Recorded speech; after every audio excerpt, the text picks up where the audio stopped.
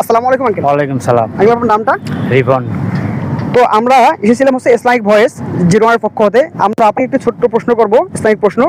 আপনি যদি আমাদের প্রশ্নের সঠিক উত্তর দিতে পারেন তো আমাদের পক্ষ হতে আপনার জন্য একটা ছোট্ট পুরস্কার রয়েছে। তো আপনি কি প্রশ্ন উত্তর জন্য রেডি? রেডি।